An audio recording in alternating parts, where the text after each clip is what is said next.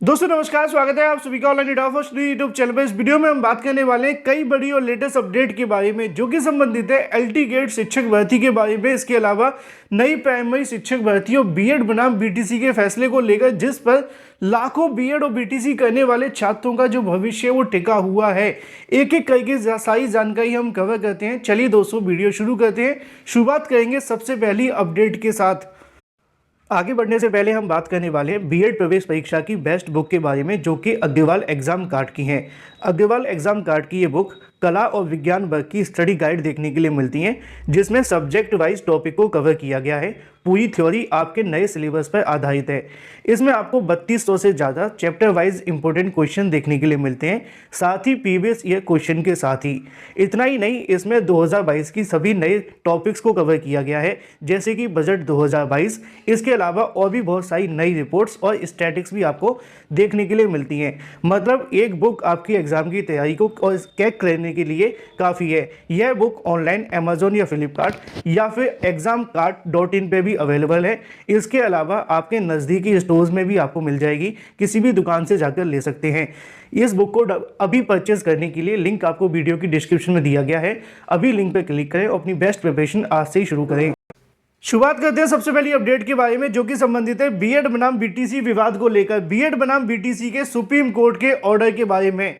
Supreme court के माध्यम से 22 जनवरी को इस ऑर्डर को रिजर्व किया गया था। उसके बाद उम्मीद थी कि जल्द सुप्रीम कोर्ट इस मुद्दे पर अपना जो फैसला है वो सुना देगी, क्योंकि कई ऐसी शिक्षक भर्तियां हैं जो बीएड बनाम बीटीसी के चलते या तो लटकी हुई हैं या फिर आ नहीं पा रही हैं। उत्तर प्रदेश के अंदर भी यूपीटीईटी की जो प्रमाण पत्र हैं वो आज तक जारी नहीं हुए हैं, और उसका रीजन है बीएड बनाम बीटीसी का विवाद।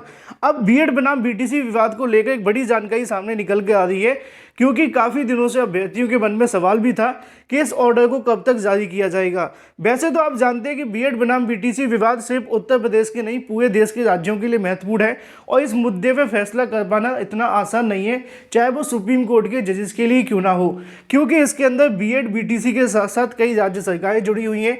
केंद्र सरकार, एनसीटी, इसके अलावा एमएचआरडी की तरफ से भी अपनी अपनी याचिकाओं पर बहस की गई थी। साथ ही सुप्रीम कोर्ट के माध्यम से सभी राज्यों को नोटिस जारी करते हुए, और इसके अलावा कोई भी अगर प्राइवेट पर्सन इस मुद्दे पर बहस करना चाहता है तो उन सभी को नोटिस भेजे गए थे कि अपना मुद्दा आप यहाँ पर सुप्रीम कोर्ट के अंदर आकर रख सकते हैं, बाद में इस मुद्दे पर विचार नहीं किया जाएगा।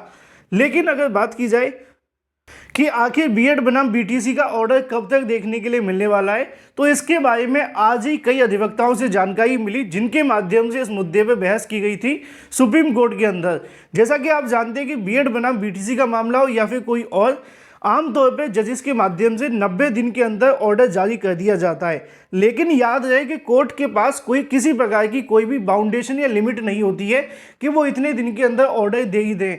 बस एक बार सुप्रीम कोर्ट के एक ऑर्डर में कहा गया था कि कोशिश की जानी चाहिए कि 90 दिन के अंदर अंदर ऑर्डर दे दिए जाएं। आमतौर पर ऐसा हो जाता है, कुछ स्पेशल केस के अंदर 6 महीने या 9 महीने या 12 महीने तक का भी समय लग जाता है, और कुछ केस ऐसे भी होते हैं कि 12 घंटे के अंदर ऑर्डर सुना दिया जाता है। लेकिन बीएड बनाम बीटीसी का केस भी कुछ स्पेशल है, तो इसको लेकर कई अधिवक्ताओं से जानकारी मांगी गई कि आखिर ये ऑर्डर कब आने वाला है। तो उन अधिवक्ताओं के माध्यम से जानकारी दी गई है। मैं फिर आपको बता दूं, जो ऑर्डर आने की अंतिम तारीख होगी वो सिर्फ जजेस के पास होगी। पहले वो ऑर्डर को लिखते हैं, लिखने के बाद में जब फाइनल ऑर्डर हो जाता है तो रजिस्ट्री के पास में भेजा जाता है, और उसके बाद उस याचिका को लिस्टेड कर दिया जाता है। बीएड बनाम बीटीसी केस हो या कोई और, 24 घंटे पहले लिस्टिंग की डेट बता दी जाती है और उसके बाद ऑर्डर की तारीख पता चल जाती है।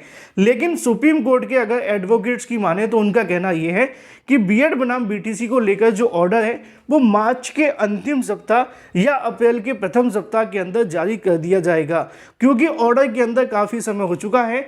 और बीएड बनाम बीटीसी को लेकर जो विवाद था, इसका ऑर्डर जल्द आ जाना चाहिए था, लेकिन कुछ और महत्वपूर्ण केसेस लगे हुए थे जस्टिस अनिरुद्ध बोस जी की बेंच के अंदर, जिसके चलते इसको पर्याप्त समय नहीं मिला। लेकिन अब ऐसे में अगर बात की जाए एडवोकेट्स के माध्यम से, तो उन्होंने जानकारी दी है कि या तो इस महीने के अंत में या फिर अप्रैल के पहले सप्ताह के अंदर बीएड बनाम बीटीसी को लेकर जो फाइनल ऑर्डर है वो जारी कर दिया जाएगा, और ये कहीं ना कहीं सबसे बड़ा धमाका होगा उत्तर प्रदेश के साथ साथ सभी राज्यों के अभ्यर्थियों के लिए जो बीएड बनाम बीटीसी केस पे टकटकी लगाकर बैठे हुए हैं। बाकी जैसे ही कोई अगली अपडेट निकलेगी आपको ऑनलाइन एडा फॉर श्री चैनल के माध्यम से दे दी जाएगी। बात कर लेते हैं एलटी गेट शिक्षक भर्ती के बारे में। एलटी गेट शिक्षक भर्ती को लेकर आज की तारीख में कुछ अभ्यर्थियों के माध्यम से एक बार फिर से कहीं ना कहीं उत्तर प्रदेश लोक सेवा आयोग जाकर धरना प्रदर्शन किया गया। आप जानते हैं कि नई शिक्षक भर्ती का जो विज्ञापन है वो जारी नहीं हो रहा है।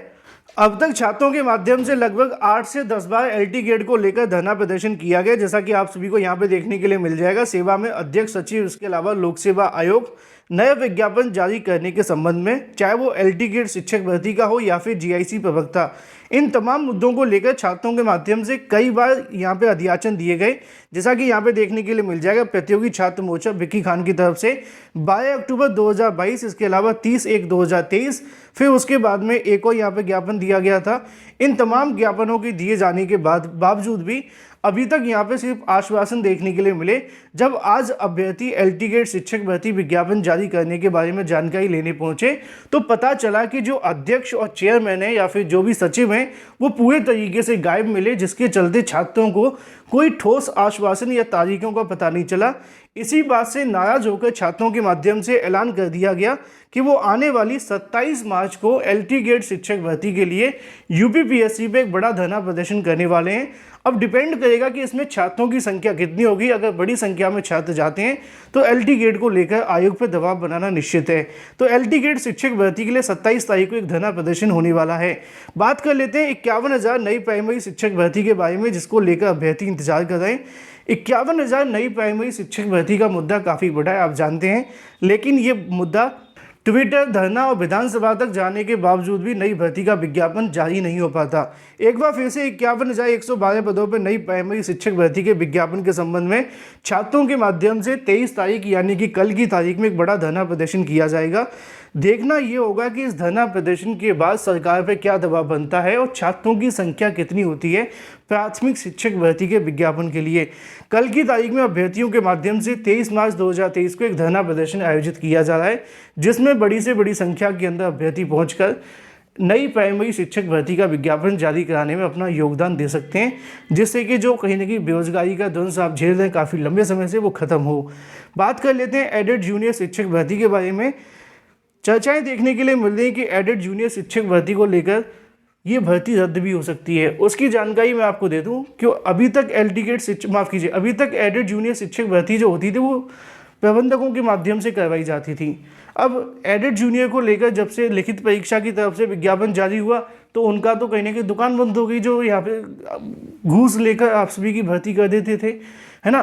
तो अब ऐसे में उनके माध्यम से एक याचिका दाखिल की गई है कि एडेड जूनियर शिक्षक भर्ती को ही रद्द कर दिया जाए और जो सरकार के माध्यम से फैसला लिया गया उसको वापस लिया जाए। हालांकि अभी इस मामले पर सुनवाई जारी है, आज भी याचिका लगी हुई थी लेकिन कुछ खास देखने के लिए नहीं मिला। अधिवक्ताओं के माध्यम से कोई जानकारी मिलेगी तो आपको दे दी जाएगी। लेकिन एडेड जूनियर शिक्षक भर्ती के संबंध में जो रद्द होने की चर्चाएं हैं वो उसी याचिका के आधार पर, अभी आधिकारिक तौर पर ऐसा कुछ भी नहीं है। अगर कोर्ट के माध्यम से रद्द किया जाता है तो बात अलग है, लेकिन ऐसा शायद ही होगा क्योंकि लिखित परीक्षा के माध्यम से धांधली नहीं होती है और प्रबंधकों के माध्यम से जो भर्ती होती है उसमें धांधली देखने के लिए मिलती थी। यही वजह है कि सरकार ने ये फैसला लिया। चलिए बात कर लेते हैं 5,000 पदों पर नई भर्ती के बारे में। ये आपको देखने के लिए मिलती है सेंट्रल बैंक ऑफ इंडिया के माध्यम से 5,000 पदों पर नई भर्ती का विज्ञापन। 20 से लेकर 28 वर्ष के अभ्यर्थी आवेदन कर सकते हैं।